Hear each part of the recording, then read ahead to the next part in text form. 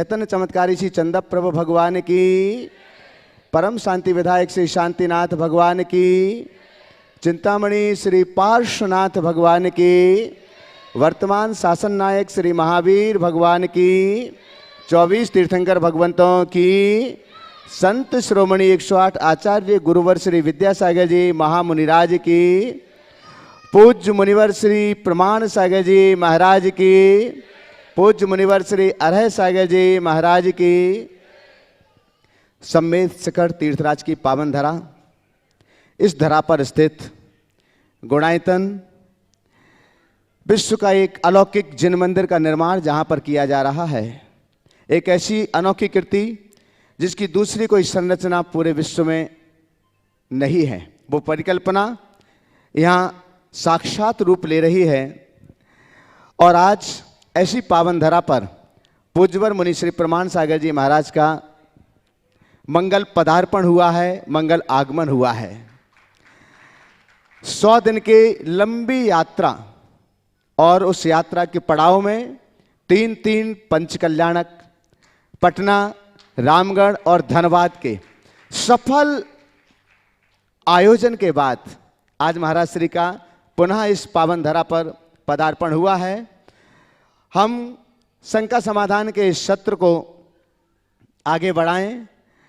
पारस channel प्रामाणिक app के माध्यम से देश और दुनिया में घर बैठे हुए इस कार्यक्रम को, लोकप्रिय कार्यक्रम को देखने वाले सभी सुधी श्रोतागण और यहाँ पर जो लोग उपस्थित हैं उन सभी के लिए भी महाराज श्री का मंगल आशीष प्राप्त हो। वैसे भी आज का आशीर्वाद बहुत विशेष आशीर्वाद है।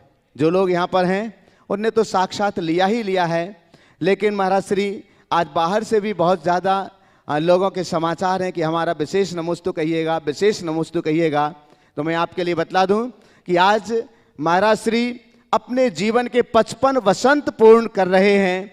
आज उनका अवतरण दिवस है, इसलिए सभी लोगों ने आपके श्री चरणों में नमोस्तु कहा है। हे महाराज श्री, आपके श्री चरणों में सभी नमोस्तु कर रहे हैं। आप अपना मंगल आशीष प्रदान करें। हे महाराज श्री, नमोस्तु नमोस्तु नमोस्तु। उन्होंने इतने लंबे समय तक महाराज श्री के बिहार में, महाराज श्री की आहार व्यवस्था में सहयोग प्रदान किया है। तो फिर गुणायतन की ओर से अपनी भावनाएं उन सभी के लिए प्रेषित करें ताकि उन सभी के उत्साह भी बढ़े और उन सभी के प्रति गुणायतन परिवार का आभार भी हो सके। अशोक जी पांड्या, महामंत्री, गिरिडीह। सादर जय जिनेन्द्र। अभी जैसा श्रद्धेय अशोक भैया ने एक बात कही कि लगभग 100 दिन के लगभग 100 या 98 दिन के लंबे बिहार, और ये बिहार कैसा बिहार, इस ग्रीष्म काल की तपती हुई तपिश के अंदर गुरुदेव ने इन 98 दिन 100 दिन की लंबी बिहार यात्रा की। और ये बिहार यात्रा जहाँ एक तरफ ग्रीष्म काल की तपती हुई गर्मी थी, वहीं गुरुवर के परम आशीर्वाद से पटना, रामगढ़ और धनबाद, इन धर्म नगरियों में अद्भुत ऐतिहासिक पंचकल्याणक सा संपन्न गुरुदेव के सानिध्य में हुआ। ये एक इतिहास है जो कि आने वाली पीढ़ी कभी नहीं भूलेगी। जब भी कोई संदर्भ होगा इस तरह बिहार के और इस तरह के ऐतिहासिक पंचकल्याणक महोत्सव की, तो हमेशा इस 98 दिन की चर्चा अवश्य होगी। पटना के समाज ने जब पहली बार गुरुवर वहाँ पहुँचे तो बहुत तन्मयता के साथ, बहुत समर्पण के साथ पंचकल्याणक उन्होंने संपन्न कराया। वहाँ से गुरुवर निकल करके रामगढ़, हजारीबाग होते हुए जहाँ बहुत आंशिक प्रवास हुआ गुरुदेव का, वहाँ से निकल करके गुरुदेव रामगढ़ आए। रामगढ़ के अंदर भी ऐतिहासिक पंचकल्याणक हुआ। पूरी समाज ने एकजुटता दिखाई और विशेष रूप से वहाँ के अध्यक्ष, समाज के अध्यक्ष रमेश जी सेठी, जो किसी कारणवश आज यहाँ उपस्थित नहीं हैं, और पंचकल्याणक महोत्सव के अध्यक्ष माननीय श्री ललित जी चूड़ीवाल और उनके सहयोगी, तमाम सहयोगी, जिसमें एक नाम का मैं विशेष उल्लेख करूंगा, जो गुरुवर के बिहार के अंदर पटना से लेकर के रामगढ़ और रामगढ़ से पेटरवार और सभी जगह होते हुए धनबाद और आज सम्मेत शिखर जी की शाश्वत भूमि में उनके साथ चले, संजय जी सेठी। इनके योगदान को कभी भुलाया नहीं जा सकता है। इस बीच के अंदर गुरुदेव कुछ छोटे से प्रवास के अंदर रांची में भी रुके और रांची में जो धर्म प्रभावना देखी गुरुदेव के प्रवास के दौरान वो अद्भुत थी। लगभग 4-5 दिन ही गुरुदेव को लोगों को लाभ मिला, लेकिन उस समय जो धर्म प्रभावना देखी रांची समाज में, ऐसा लग रहा था कि जैसे लोग पता नहीं क्या करने को तैयार हैं। बहुत तत्परता दिखाई उन्होंने और उस क्रम के अंदर गुनायतन की भी काफ़ी हमारे नए सदस्य जुड़े, ट्रस्टी की श्रेणी में भी और अन्य नीचे की श्रेणी में भी जुड़े, जिसके लिए रांची समाज को भी बहुत बहुत इस गुनायतन परिवार की तरफ से मैं हमारी पूरी कमेटी की तरफ से उनको आभार प्रकट करता हूँ। देखिए आज का दिन 2 महीने में बहुत ऐतिहासिक हम गुनायतन के लिए है। हाँ,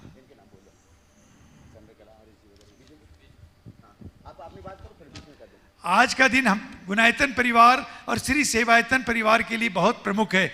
एक तो गुरुवर का लगभग 98 दिनों के पश्चात आज सम्मेश शिखर जी की शाश्वत भूमि में पुनः आगमन हुआ, जो कि हम सबों के लिए बहुत बड़ी एक हर्ष की बात है। और इससे एक बड़ी बात, अभी जैसे श्रद्धे अशोक भैया जी ने एक बात बताई कि आज गुरुदेव का अवतरण दिवस भी है। वो माता सोहनी देवी और वो पिता सुरेंद्र जी जैन जो आज हमारे बीच में नहीं है, वो निश्चित ही जिस भव्य गति में होंगे, आज वो देख करके उनको भी गर्व हो रहा होगा कि हमने ऐसी संतान को जन्म दिया जिन्होंने दुनिया के अंदर, सारी दुनिया में जैन धर्म की पताका फहराने के अंदर अग्रणी हैं। आज की तारीख में मैं अगर अग्रणी का वर्ड यूज कहूँ तो मैं कहीं अतिशोक्ति नहीं कर रहा हूँ, अग्रणी हैं। आज गुरुवर के चरणों की महिमा ऐसी है कि कितने ही कार्यक्रम चल रहे हैं। अगर शंका समाधान की बात करूं, संधारा की बात करूं, गुनायतन की बात करूं, भावना योग की बात, इतनी लंबी लिस्ट है कि मैं अगर कहूंगा तभी गुरुदेव पीछे से मेरे को कहेंगे अशोक जी ओम आप बंद कीजिए। तो गुरुदेव के इतने बड़े बड़े काम हुए और आज जैन धर्म को वो कहाँ ले जा करके छोड़ेंगे, हम लोगों की कल्पना के बाहर है। हम लोग आज सोचते हैं और गुरुदेव उसकी भविष्यवाणी कई दिनों पहले कर देते हैं कि ऐसा ही होगा और ऐसा ही करना है हर क्षेत्र में। तो गुरुवर की जो महिमा है वो अवर्णीय है। कम से कम मेरा जैसा छोटा सा व्यक्ति तो वर्णन शब्दों के माध्यम से नहीं कर सकता है। मैं गुरु चरणों में पूरी समाज की तरफ से, दिगंबर जैन समाज के आज के इस मंगल दिवस के अंदर मैं पुनः सत नमन करता हूँ, सत नमन करता हूँ, सत नमन करता हूँ। और मैं पुनः सभी समाज को, जो रामगढ़ समाज रही, हजारीबाग रही, गिरिडीह रही, पटना रही, साड़म रही, पेटरवार रही, रांची रही और अन्य झारखंड की जितनी समाज से भी गुरुदेव का विहार चलता रहा, मैं उन सारी समाज को गुनायतन परिवार की कार्यकारिणी की तरफ से और श्री सेवायतन की तरफ से बहुत बहुत आभार प्रकट करता हूँ। इन लोगों ने सहयोग दिया बिहार आहार में, नाम का उल्लेख अशोक जी ने बहुत बहुत आभार प्रदर्शित किया। मैं भैया जी को कहूंगा भाई कि शेष जो आभार प्रकट करना है भैया जी कर देंगे। सभी को मेरी पुनः सादर जय जिनेंद्र और बहुत बहुत धन्यवाद। आइएगा बंधुओं, आज ऑनलाइन प्रश्नों को हम थोड़ा सा विराम दे रहे हैं। जो लोग यहाँ पर उपस्थित हैं पहले हम उनको यहाँ पर आमंत्रित करते हैं और अगर समय रहा तो हम ऑनलाइन प्रश्नों के लिए अवश्य ही लेंगे। प्रथम प्रश्न के लिए मैं आमंत्रित कर रहा हूँ श्री प्रदीप जी काला, रांची से हमारे बीच हैं, गुणायतन के ट्रस्टी। इसके बाद तैयार रहेंगे राहुल राजेंद्र जी जैन, सिद्धार्थ लेक सिटी भोपाल।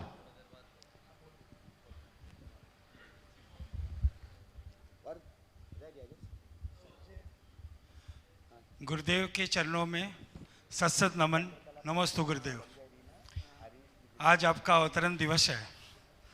जिनेंद्र भगवान से हम सभी प्रार्थना करते हैं कि भगवान आपको मोक्ष के मार्ग में जल्द से जल्द अपने गंतव्य तक पहुंचाएं और आपके माध्यम से हम सभी का मोक्ष मार्ग भी प्रशस्त हो, ऐसी जिनेंद्र प्रभु से कामना है। गुरुवर, विगत दिनों एक रांची जैन समाज की एक महिला की तबीयत बहुत खराब हुई। उसे 10-12 यूनिट प्लेटलेट की आवश्यकता पड़ी। वो प्लेटलेट समाज के सभी लोगों से मिला, मांसाहारियों से मिला, शाकाहारियों से मिला, जैनियों से मिला। डॉक्टर भी जो है सभी तरीके के थे। ऐसे में मेरे मन में एक विचार आता है कि जो भी लोग जैन धर्म की सोच से इतर मांसाहार या अन्य वचनों का प्रयोग करते हैं जो उनके यहाँ पर निषेध नहीं है, तो क्या हमें उनके प्रति करुणा और वात्सल्य का भाव रखना चाहिए या नहीं रखना चाहिए। और इसी के साथ में एक छोटा सा प्रश्न और है, पूरक प्रश्न। प्रकृति का जो नियम है जीवा जीवस्य भोजनम, इसके बारे में जैन धर्म की व्याख्या किस प्रकार से होती है? नमस्ते। देखिए, जो बातें मानवीय संवेदना से जुड़ी है उसमें पुण्य पाप धर्म अधर्म की भावना से ऊपर उठ करके काम करना चाहिए। इसलिए इन बातों में अपना दिमाग लगाना मेरी दृष्टि में अप्रासंगिक है। आपका जो दूसरा सवाल है, जीवो जीवस्य भोजनम, ये सर्वथा ठीक नहीं, क्योंकि हमारा धर्म कहता है परस्परोपग्रहो जीवानो। प्रकृति के आश्रित जो प्राणी हैं वे अपनी व्यवस्था के तहत जो कुछ करते हैं वो चलेगा, लेकिन आम जनों के लिए ऐसा कहना ठीक बात नहीं, क्योंकि यदि इस तरीके से जीवो जीवस्य भोजनम बन जाए तो हर सबल आदमी कमज़ोर आदमी को भोजन कर लेगा, फिर मनुष्य मनुष्य का भक्षक बन जाएगा। क्या दुनिया के लोग इसको मानने के लिए तैयार होंगे? अगर जीवो जीवस्य भोजनम तो मनुष्य मनुष्यस्य भोजनम, मनुजो मनुजस्य भोजनम, ये भी तो तर्क आएगा। तो ये दोहरापन क्यों? जैसे हम अपने प्रति संवेदना रखते हैं वैसे हमें अन्य प्राणियों के प्रति भी संवेदना रखना होगा। प्रकृति की व्यवस्था के तहत जो प्रकृति के आश्रित जीने वाले लोग हैं उनकी बात जुदी है, हमें अपने तरीके से ही जीना चाहिए। नमस्ते। श्री राहुल राजेंद्र जैन, सिद्धार्थ लक्ष्य भोपाल, आपके बाद तैयार रहेंगे प्रमोद राखी छाबड़ा, धन्यवाद। साथ में धन्यवाद से और भी जो हैं संजय जी गोदा और साथ में जो भी लोग हैं। गुरुदेव के चरणों में मेरा और मेरे परिवार की तरफ से नमोस्तु नमोस्तु नमोस्तु। गुरुदेव, मेरा प्रश्न यह है कि राजा मधु ने हाथी पर सवार होकर केस लॉन्च क्यों किया था? कृपया समाधान करें। उसको उसी समय बैराग हो गया तो केस लॉन्च कर लिया। केस लॉन्च करने के लिए मुहूर्त नहीं देखा जाता है, उसके बाद दीक्षा ले लिया। जब जीवन की यथार्थ की समझ आ जाए तभी जीवन बदल लेना चाहिए। आप प्रमोद राखी जी छाबड़ा अपना प्रश्न रखें। उसके पूर्व हम एक बार पुनः अशोक जी पांड्या साहब को आमंत्रित कर रहे हैं, महामंत्री गुणायतन गिरिडीह से, कि वे अपनी बात रखें। मैं क्षमा चाहता हूँ। वो एक कहावत है ना कि जो अपने होते, विशेष अपने होते, परिवार के होते हैं, अक्सर ऐसे लोगों का नाम उल्लेख करने में लोग भूल जाया करते हैं। मेरे जैसे व्यक्ति, मैं जिन नामों को आपके सामने रख रहा हूं वो बहुत ही अंतरंग के हमारे अपने व्यक्ति हैं, और मैंने उसी भाव से उन व्यक्तियों का उल्लेख नहीं कहा। मैंने कहा अगर मैं उनका उल्लेख करूंगा, उनकी जो तत्परता रही और पूरे बिहार में गुरुवर के साथ जो रहे, तो मैं समझता हूं कि मैं कहीं उनकी उस समर्पण भावना को मैं कहीं नीचे आंक रहा हूं। लेकिन फिर भी मैं क्षमा चाहता हूं। मैं ऐसे नामों का पुनः आपके सामने रख रहा हूं। एक नाम जो है वो नाम शायद आप सभी जानते होंगे। उनकी जैसी भावना, उनकी जैसी भक्ति, उनकी जैसी श्रद्धा मैंने तो अपने इन 30 वर्षों के सामाजिक जीवन में नहीं देखी। ऐसी महिला अगर मैं को, अभी वो हमारे बीच में उपस्थित नहीं है, श्रीमती चंद्रकला जी पाटनी रांची, जो हमारी गुणायतन की मंत्री भी हैं। ऐसा समर्पण, ऐसा श्रद्धा भाव पूरे बिहार के अंदर वो चौका लेके चली और कहीं भी उसने कमी नहीं रखी। वो अद्भुत महिला हैं, जोरदार ताली उनके लिए। एक नाम जो हमारे परिवार का अपना है, हमारे गुणायतन टीम का है, इसलिए मैंने चला के उनका नाम नहीं लिया, संजय टीना जी। बहुत ही समर्पित ये कपल है, और इनके प्रश्न चुनने के लिए गुरुदेव तो हमेशा बोलते ही हैं, मैं भी हमेशा प्रयास करता था इनके प्रश्न को जरूर सुनना। ये ऐसे प्रश्न छोटे और बड़े सटीक प्रश्न पूछते हैं हस्बैंड वाइफ, बहुत ही बढ़िया। अपने स्थान पर खड़े कर लो। कहाँ है संजय जी? मैं और टीना को कहूंगा, रीना क्षमा चाहता हूँ, आज तुम्हारे नाम पे मैं दोबारा गलती। रीना बहुत ही सटीक प्रश्न पूछती है, छोटा और एकदम मार्मिक प्रश्न। बहुत बहुत धन्यवाद। संजय जी भी आ गए। ये हमारे परम सहयोगी हैं। आवास अगर लेना हो तो अगर संजय जी को नहीं याद किया जाए तो मेरे जैसे कोई आवास नहीं मिलेगा, इतने कड़े हैं ये आवाज के अंदर। बहुत बहुत धन्यवाद। हरीश जी दिल्ली वाले, ये तो गजब का व्यक्तित्व है, अजीब व्यक्तित्व है। इनके बारे में मेरे पास शब्द नहीं है। बहुत ही समर्पित व्यक्ति हैं, गुरुवर के चरणों में सदा समर्पित रहते हैं। पीयूष जी जयपुर, अभी इनकी तत्परता देखी मैंने इन दिनों में धनबाद में और बिहार के अंदर, गजब की तत्परता इनकी। और अंतिम नाम जो हमारे घोटू नाम तो उनका घोटू बोलते हैं, पुकारू नाम घोटू, उनका एक्चुअल नाम पंकज पाटोदी साड़म। गजब का व्यक्तित्व है, युवा व्यक्तित्व, और ऐसे व्यक्तित्व की गुनायतन परिवार को हमेशा दरकार रहती है। बहुत बहुत धन्यवाद पंकज जी पाटोदी। मैं पुनः क्षमा चाहता हूं कि मैंने इन नामों की घोषणा क्यों नहीं की, आप समझ गए मेरी भावना। धन्यवाद। कपूर जी, देखिए कपूर जी का अगर नाम नहीं लिया जाए तो मैं समझता हूं कि मेरी बात पूरी नहीं होगी। ये मेरी नीचे जाकर के क्लास लेंगे कि आप कैसे महामंत्री हो, मैं आपके साथ चलता हूं और मेरा नाम ही कौन, खाली अपना नाम दिखाना। मैं कपूर जी आपसे क्षमा चाहता हूं। और यूं तो पूरी गुनायतन की टीम हमारे अध्यक्ष यहाँ मौजूद नहीं है, हमारे समझ लीजिए हमारे जो सीईओ हैं वो गजब के हैं, वो और उनकी धर्मपत्नी पूनम जी बहुत ही गजब के, और पूरी गुनायतन की कमेटी और हमारे लोग गजब के लगे रहते हैं। सारा काम छोड़ करके 10 बजे रात भी अगर आप फोन कीजिए तो हमेशा आपको फोन के ऊपर हमारी गुनायतन की टीम आपको मिलेगी। ऐसी हमारी गुनायतन की टीम। शकुन दीदी और हमारे बीच में लता दीदी बैठी है।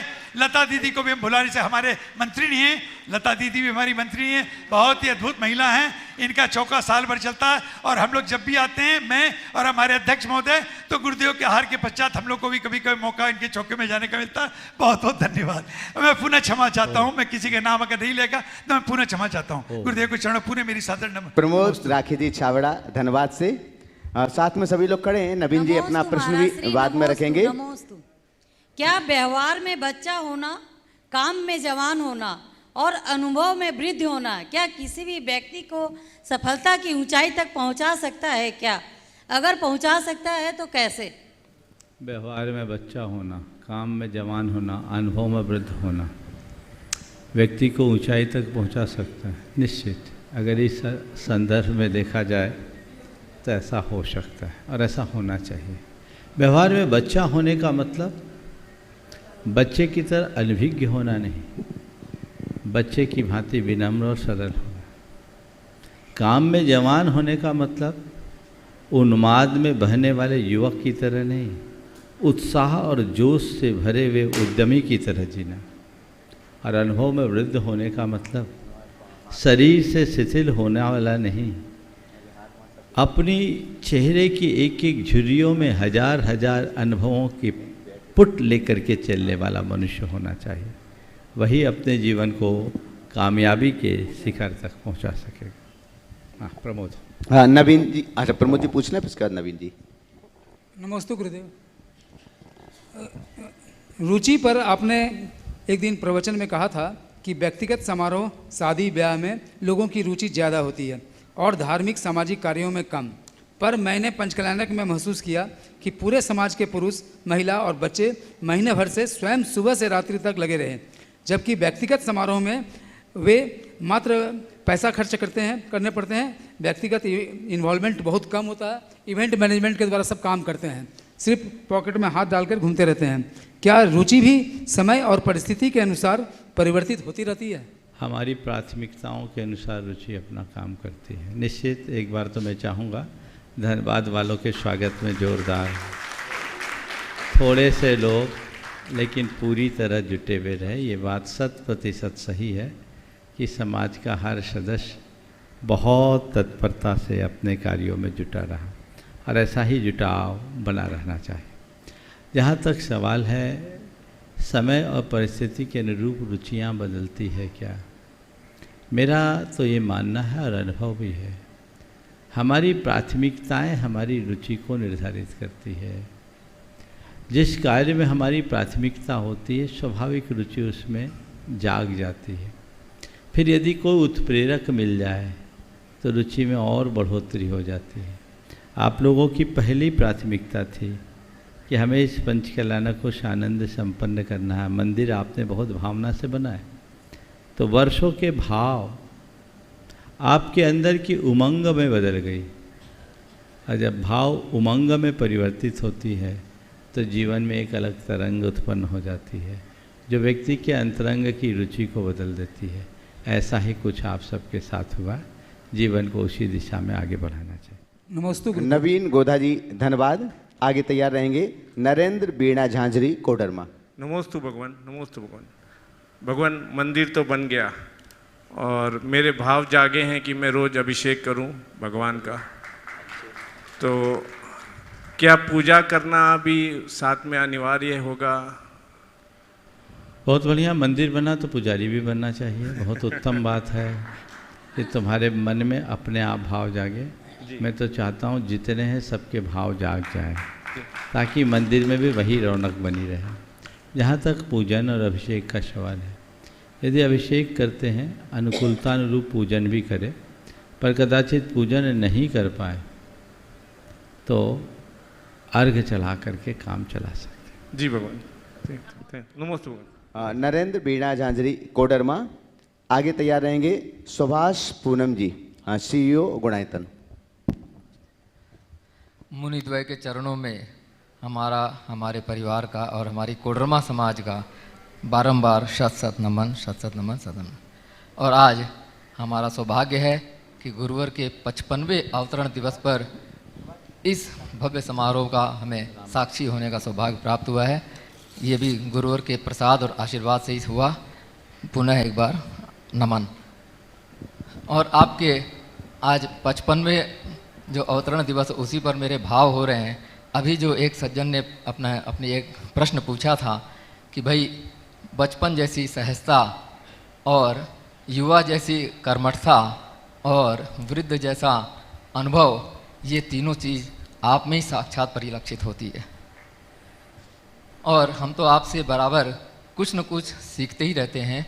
और आज इस उपलक्ष्य में मैं तो गुरुवर का हमेशा चरणों का ही दास सवाल कर लो बाबा, पीछे बहुत लोग लाइन। और मैं सवाल पर ही सवाल कर रहा हूँ। अभी हमारे सज्जन, एक पूर्व सज्जन जो प्रश्न करता थे, उन्होंने पूछा राजा मधु के बारे में, उनको कैसे वैराग्य हुआ या हुआ कि नहीं हुआ। मैं भी यही जानना चाहता हूँ कि भाई आप भी जो आचार्य श्री का 1983 में यहाँ प्रवास हुआ था चतुर्मास, उसमें आपके मन में भी किस प्रकार से ऐसे भाव उठे कि आप उनके पीछे पीछे उनके चरणानुगामी बन के चल दिए, और वैराग्य कैसे हुआ, ये दोनों बात हम जानना चाहते हैं। ये मुझे मालूम है सुनो कि आपने कई बार, मेरी बात तो सुनो। मुझे कैसे वैराग्य हुआ इस झमेले में मत पूछो, ये पूछो महाराज मुझ में कैसे वैराग्य आए तो कोई फायदा नहीं। महाराज जी, मैं तो अपने वैराग्य की बात कई बार बता चुका, समझ गए, तो सवाल पूछने का कोई औचित्य नहीं। मैं इसलिए जानना चाहता था। अब दिशा बदलनी चाहिए। एक बार जोरदार करतल ध्वनि से इनका स्वागत करो। पहले सुन लो, इन लोगों को माता पिता बनने का सौभाग्य मिला पटना में, और बीना जी 2 प्रतिमा की धारक है। नरेंद्र भी उसी दिशा में आगे बढ़ रहे हैं। अब एक कदम आगे बढ़ो ताकि जीवन का असली रस ले सको, यही आशीर्वाद। महाराज जी, मैं इसलिए पूछ रहा था, मेरा मकसद यही था कि संतों के जहाँ समय बचाइए। सुभाष पूनम जी, सभी लोग दिल्ली से CEO। हाँ, सार में ही पूछिएगा, समय कम है। मुनिद्वय के चरणों में शत शत नमन। और आगे तैयार रहेंगे श्रीमती आशा विनायका अपने सभी सदस्यों के साथ हजारीबाग से। मुनिद्वय के चरणों में शत शत नमन। गुरुदेव, एक छोटा सा प्रश्न बस जानना चाहता हूँ कि मुनि महाराज के अवतरण दिवस का हम श्रावक के लिए क्या संदेश मिलेगा और समाज के लिए इसका क्या महत्व है?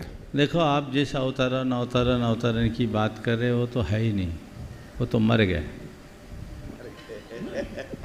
जिसके अवतरण की बात आप लोग कर रहे हो वो तो मर गया, उसको कौन पूछता था? प्रमाण सागर का जन्म हुआ तो आज मेरी ये पहचान है।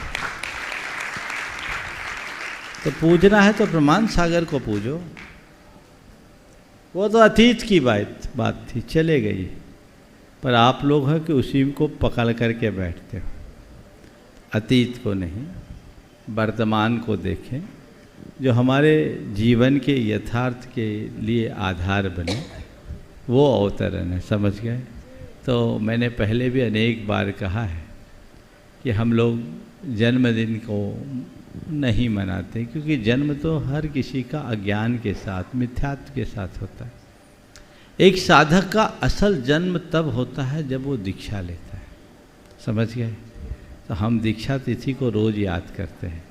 बाकी ठीक है, भौतिक रूप से शरीर को धारण करने का योग आज के दिन मिला, पर मैं इसे दूसरे अर्थ में लेता हूँ।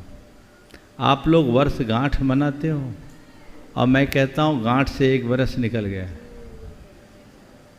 वर्षगांठ का मतलब है गांठ से 1 वर्ष गया, अब जागो, समय कम है। और बस इस संदर्भ में यदि व्यक्ति अपने जीवन को देखे, इस नज़रिए से देखे, तो जीवन में बहुत बड़ी क्रांति घटित हो सकती। नमोस्तु गुरुदेव, नमोस्तु। श्रीमती आशा जी विनायका अपने सभी सदस्यों के साथ में हजारीबाग से, इसके बाद में तैयार रहेंगे प्रिया जैन, राजेंद्र कुमार जी जैन, श्रुति जैन, दिशा जैन, भाविक जैन, गरिमा जैन और हिया जैन, रामगढ़ झारखंड से। नमोस्तु महाराज श्री। मेरी शंका थी महाराज श्री, पहले लोग आयु देख करके लोगों की वो क्या करते थे सम्मान, अब आय देख करके करते हैं, तो ऐसा क्यों बदलाव आया? पहले आयु देखकर करते थे, अब आय देखकर करते हैं, ऐसा बदलाव क्यों? देखिए, आयु और आय का जहाँ तक मानना है, मैं इसे थोड़ा और हटाता हूँ।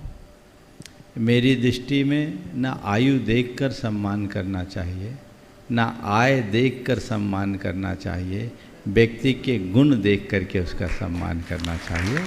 हमारी संस्कृति गुणों को पूजने की संस्कृति है, पर आजकल सर्वे गुणाः कांचन माश्रियन्ते की उक्ति को चरितार्थ कर रहे हैं। नमोस्तु महाराज श्री। और नमोस्तु। कोई है? चलिए बोलिए। हमारी ओर से और हजारीबाग वासियों की ओर से दोनों महाराज के चरणों में नमोस्तु नमोस्तु। महाराज श्री पहले के समय में जिस समय पूजा करते थे उस समय धूप खेते थे, आजकल वो बंद हो गया। फिर उसके बाद में अभी जो हम लोग 48 दीपों से महाआरती करते हैं, उसके लिए भी सब बोलते हैं कि नहीं करना चाहिए। तो उस हिसाब से महाराज जी फिर भगवान की आरती भी करते हैं और किसी भी विधान के बाद हम लोग हवन भी करते हैं। तो उस विषय में हम लोग क्या करें?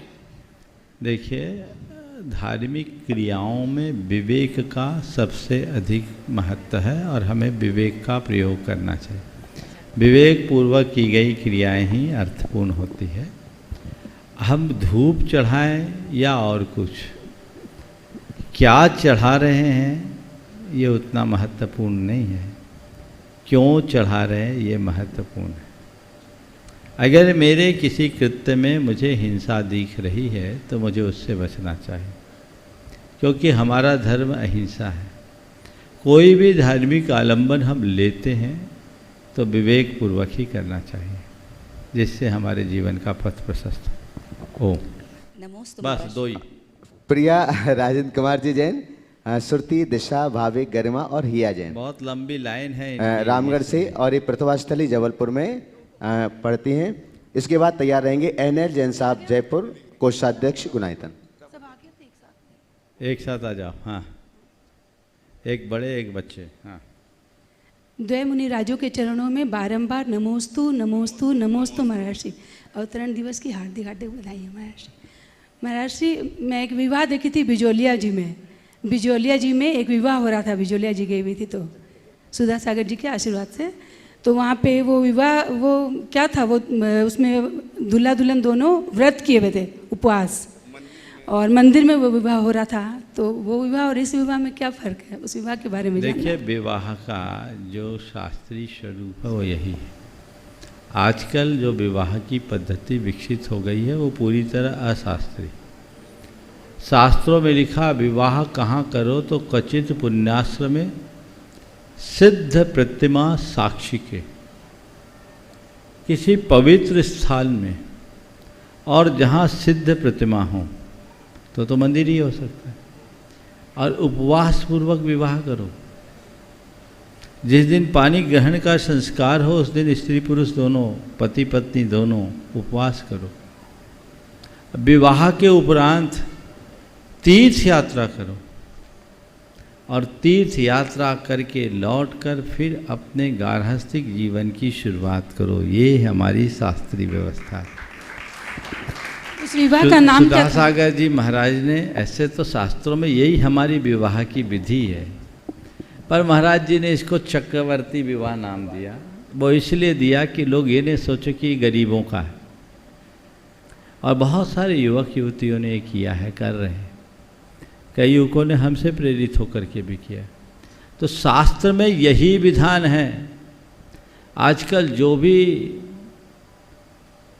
डेस्टिनेशन वेडिंग में जा रहे हैं, 5 स्टार होटलों में जा रहे हैं, ये घोर अनर्थ कर रहे हैं। एक दिन पूर्व जहाँ मांस पका, आज वहीं आपका विवाह समारोह हो रहा है। कोई पता नहीं कहाँ उसकी पवित्रता। इन सब बातों को लोगों ने भुला दिया और विवाह के कार्यक्रम में जो मूल रूप से पानी ग्रहण संस्कार होता है, विनायक यंत्र की साक्षी, विनायक यंत्र रखते हैं ना, सिद्ध विनायक यंत्र की साक्षी में जो भगवान के प्रतीक स्वरूप रखते हैं, उस समय कितनी हंसी मजाक, फूहड़पना, अवमानना होती। ये असाधना है, घोर असाधना। लोग समझते नहीं कि इसका कितना दुष्प्रभाव होगा, पर आधुनिकता की अंधी दौड़ में लोग इन बातों पर तनिक भी विचार नहीं करते।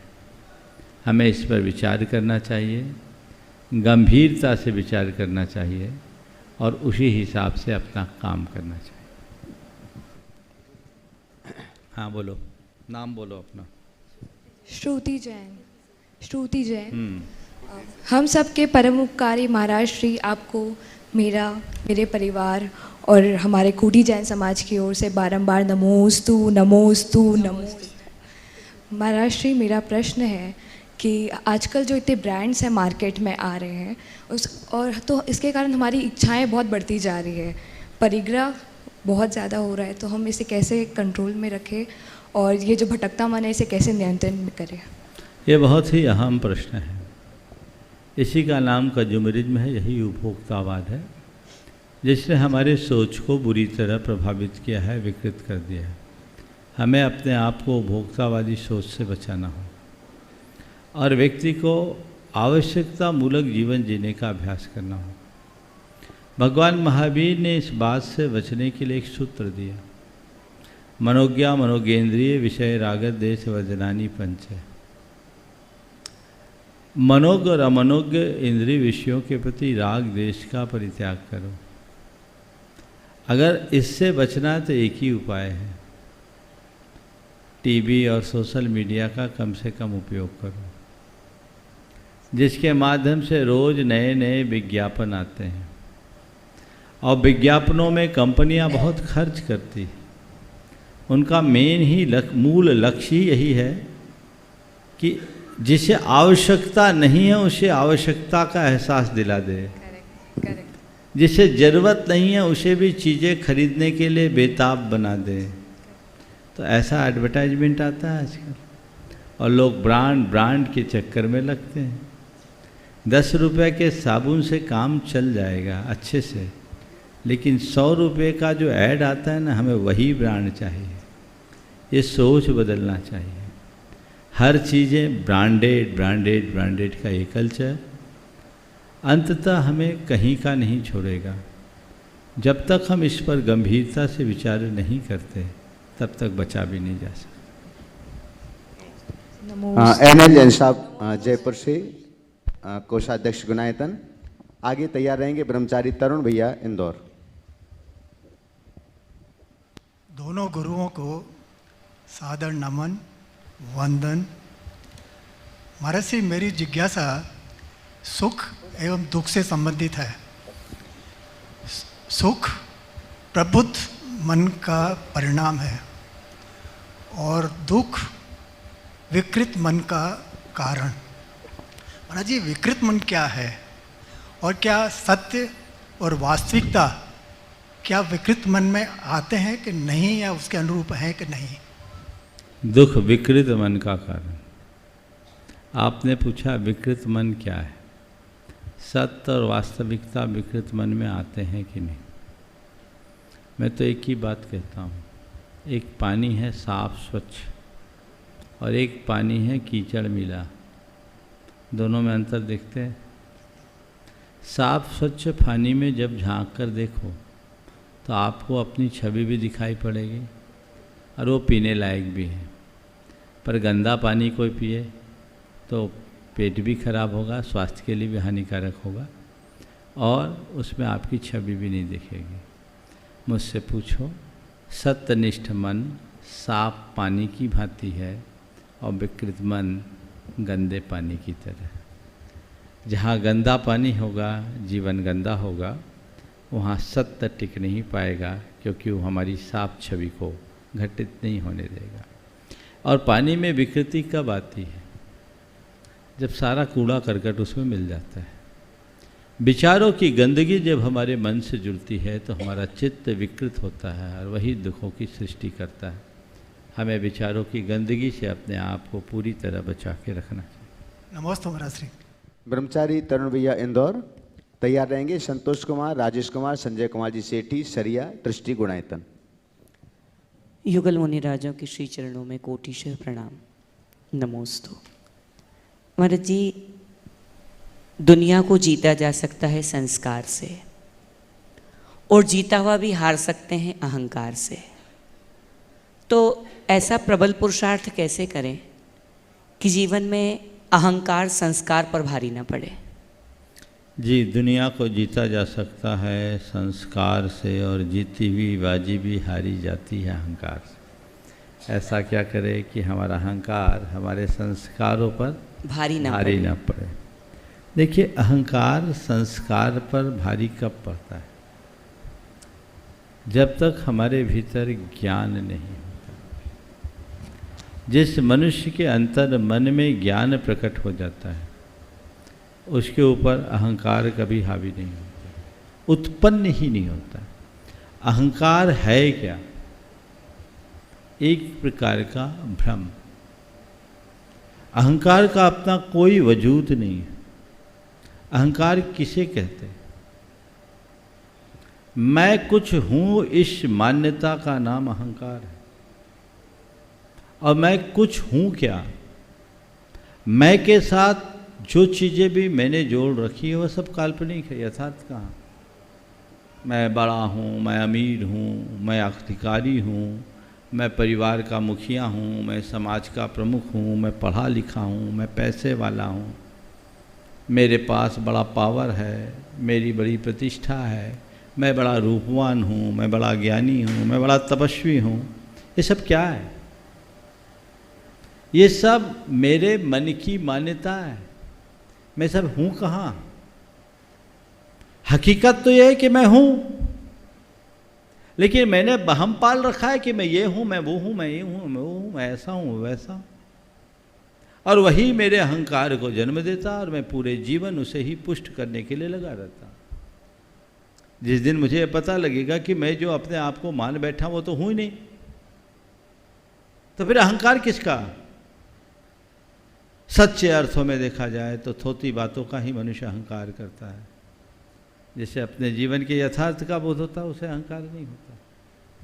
तो अहंकार का अंत करना चाहते हो तो जीवन के सत्य को जानना जरूरी है। जीवन की वास्तविकता को जाने, मैं क्या हूँ उसे समझे। जब तक मैं अपनी काल्पनिक छवि को ही वास्तविक मानूंगा, अहंकार पलता रहेगा।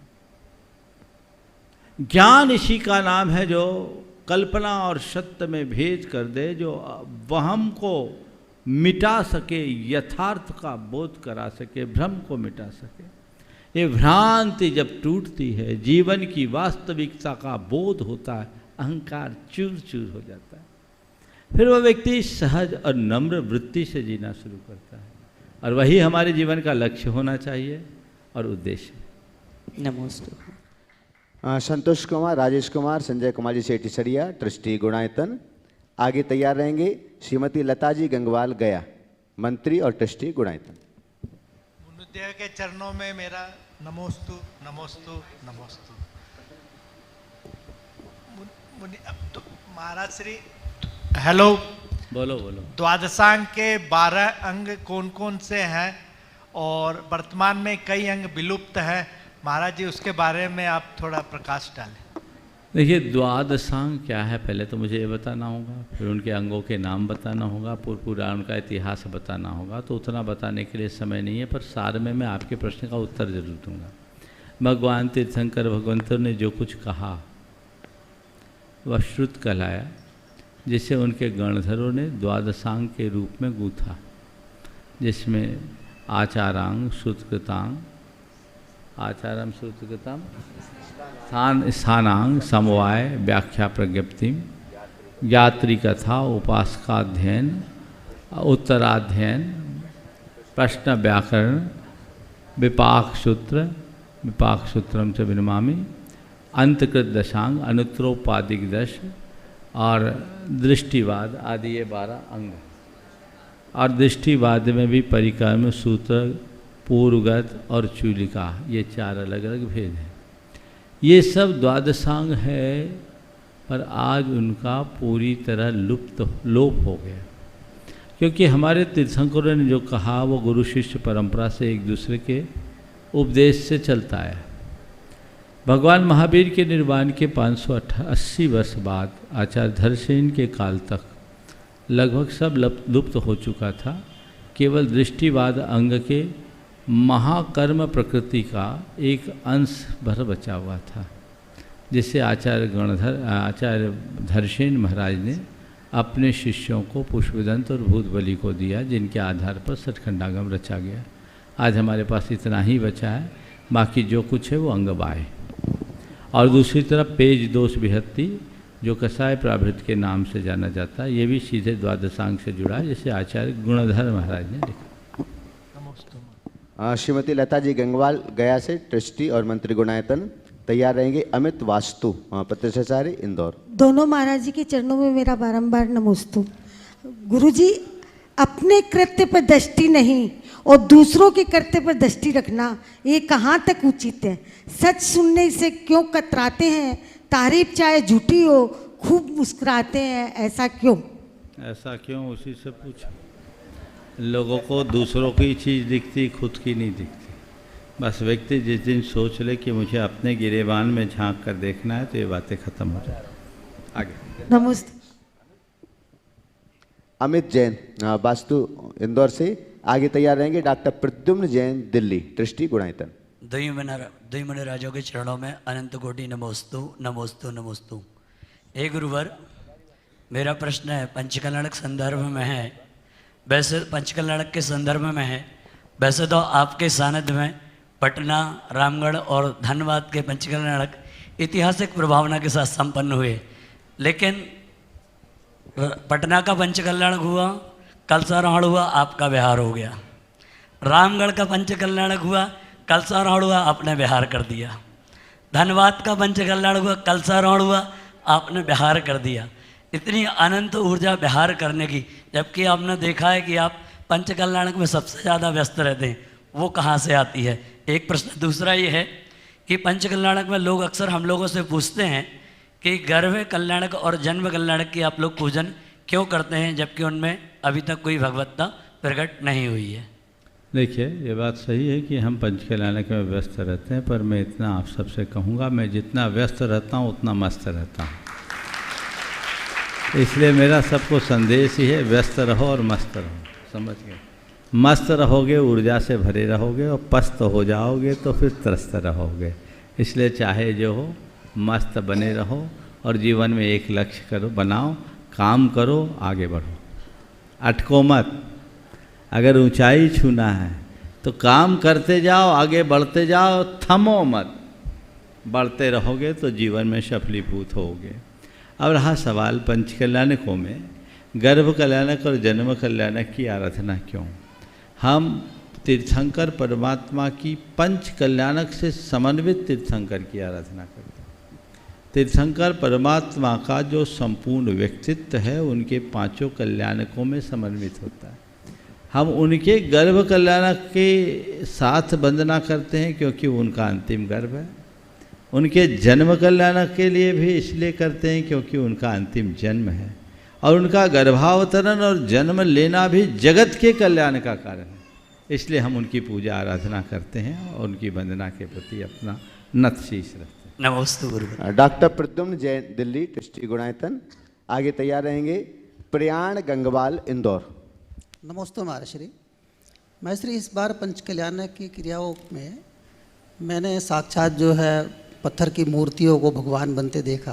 क्रियाओं के दौरान कैसे ऊर्जा का प्रभाव होता है, ये मैंने खुद पहली बार देखा है, महसूस किया। महाराज जी, मेरा प्रश्न ये है कि आपने एक केवल ज्ञान दिवस वाले दिन प्रवचन में कहा कि हमारे पास ऐसे मंत्र तो है, हम पत्थर की मूर्ति को भगवान बना दें। कोई ऐसा मंत्र नहीं है कि तुम्हारे को मुक्त कर दें या तुम्हारे को मोक्ष का रास्ते में डाल दें। लेकिन महाराज जी, मैंने महसूस किया जो भी आपके चरणों के सानिध्य में आता है वो या तो आप किसी मंत्र के द्वारा या आपके ऊर्जा के प्रभाव से वो आपके पथ पे ही चल पड़ता है और फिर वो विमुख नहीं होता। मैंने ज़्यादातर महसूस किया इन चीज़ों को, तो मैं जानना चाहता हूँ ये बात कहाँ तक सत्य है। देखो भाई, मैं झूठ तो बोलता नहीं, सच ही बोलता हूँ। और तुम्हारे सवाल का भी जो उत्तर दूंगा वो सच ही होगा, काल्पनिक नहीं होगा। पुनः दोहराता हूँ कि ऐसे मंत्र तो शास्त्रों में अनेक हैं जिन्हें फूंक कर पत्थर को भगवान बनाया जा सके, पर ऐसा कोई मंत्र नहीं है जो तुम्हारे कान में फूंकूं और तुम इंसान बन जाओ। भगवान तो बहुत दूर की बात। जहाँ तक तुम्हारा सवाल है कि आपके संपर्क में आने वाले लोग आपके साथ जुड़ जाते हैं, धर्म के पथ पर जुड़ जाते हैं, ये किसका प्रताप है? मुझसे पूछो तो मैं यही कहूँगा, ये सब तुम्हारी श्रद्धा और भक्ति का प्रताप है। जिसके हृदय में श्रद्धा भाव होता है वो खिंच जाता है, और जो श्रद्धा विहीन होता है उस पर कुछ असर नहीं होता। मैं तुम्हें खींचने वाला कौन होता हूँ? जब तक तुम्हारा उपादान वैसा नहीं होगा तुम्हें कोई नहीं खींच सकता। उपादान को जागृत करो, अपने अंदर की श्रद्धा से भर जाओ। मैं हमेशा कहता हूं कि गुरु के पास कभी जाओ तो दर्शनार्थी बनकर जाओ ही मत। जब तक गुरु के चरणों में दर्शनार्थी बनकर जाओगे केवल दर्शनार्थी बने रहोगे।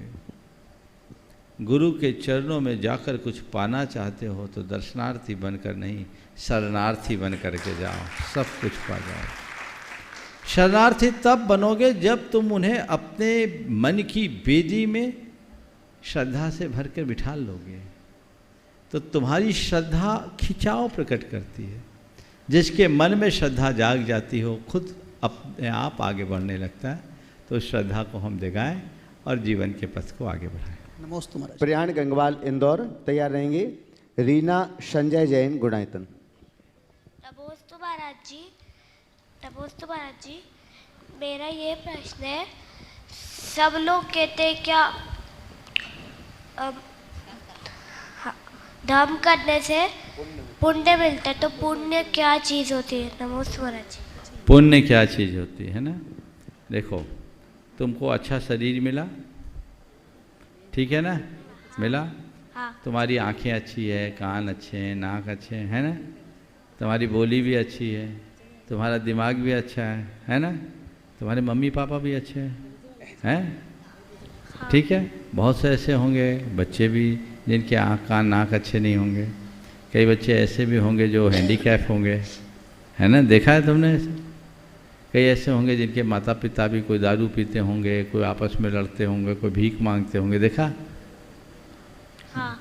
समझ गए ये अंतर क्यों है? हाँ।